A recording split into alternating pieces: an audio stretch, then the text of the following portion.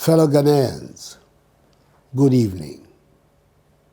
5 days ago, on 6th March, at the Baba Yara Sports Stadium in Kumasi, on the occasion of our nation's 63rd Independence Anniversary celebration, I gave an update on the measures put in by government in response to the novel coronavirus disease, which has so far affected some 118,000 people across the world, resulted in the deaths of some 4,000 persons, and is wreaking havoc on the global economy. WHO has now characterized it as a pandemic. Prior to the address on 6th March, I visited the Kotoka International Airport in Accra, isolation and treatment centers of the Tema General Hospital and the Race Hospital in Accra, to see at first hand part of our state of readiness to deal with the virus, should any suspected case be recorded on our shores. The continuous monitoring of the pandemic has revealed a number of significant developments which require that the nation be brought up to speed on some additional measures we have to take to shore up our response mechanism. Fellow Ghanaians, as you may have heard in the news, Burkina Faso, our northern neighbor, has confirmed her first 2 cases of coronavirus infections.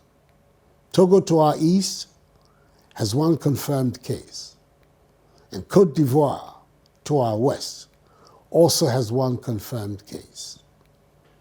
Several countries in Europe, like Italy, where we have quite a large population of Ghanaians, have, as a result of the surge in infections, escalated dramatically their response to the outbreak. Thus far, our points of entry, such as our airports and land borders, continue to show satisfactory preparedness to screen all entrants into Ghana. The Ministry of Health has designated a quarantine facility that can hold infected persons, whilst regional hospitals are preparing isolation centers for holding suspected cases. Our country's 2 main research institutions, the Noguchi Memorial Institute and the Kumasi Center for Collaborative Research, which have the capacity to investigate and confirm or otherwise suspected cases of coronavirus infections, have been very supportive in this regard. So far, they have found that the 57 suspected cases, as of today, Wednesday, 11th March, have proved negative. However, it is imperative that we step up our preparedness to ensure that beyond these initial satisfactory measures, we adopt a whole-of-Ghana approach in adequately preparing for a possible hit within our borders. In order to do so, at my prompting, the Minister for Finance has made available the Citi equivalent of 100 million United States dollars to enhance our coronavirus preparedness and response plan. That is to fund the expansion of infrastructure, purchase of materials and equipment, and public education. I have, as of yesterday, ordered the suspension of all international travels by public officials, except for critical assignments, which will have to be authorized by the Chief of Staff at the Office of the President. All public officials are to remain within the jurisdiction until further notice. Video conferencing facilities and other technological tools are to be utilized whenever possible for international engagements. I've also instructed further enhancements of the protocols for inbound traffic from already affected countries. Fellow Ghanaians, all of us should, as much as possible, desist from all foreign travels, except the most critical ones, until there's a grip on the virus.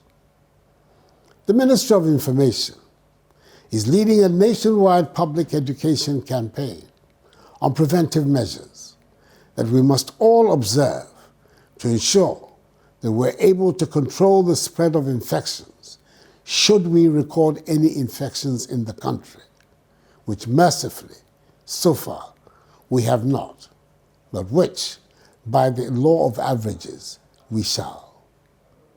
For the time being, a weekly update on the situation will be provided by the ministry. There will be more frequent updates should the need arise. I want to reiterate, as I indicated on 6th March, and as the Ministry of Health has advised, that we have to revisit our custom of shaking hands and stop doing so completely.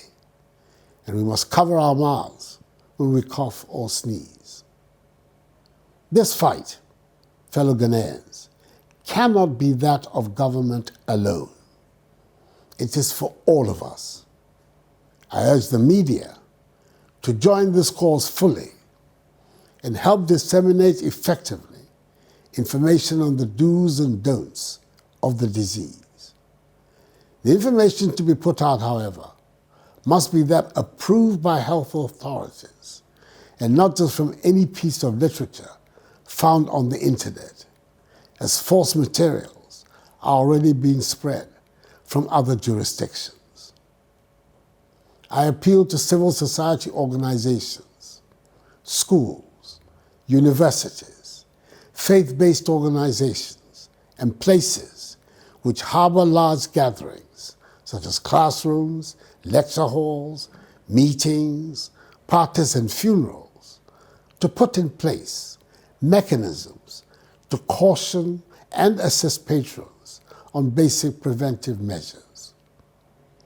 I was encouraged to note that the 2 well-attended funerals I participated in over the weekend in Ashanti, people were observing the injunction against shaking hands. All of us need to adjust. Let us continue to observe the basic preventive behavior, i.e. washing our hands regularly, using alcohol-based sanitizers, stopping shaking hands, and avoiding unnecessary close body contact.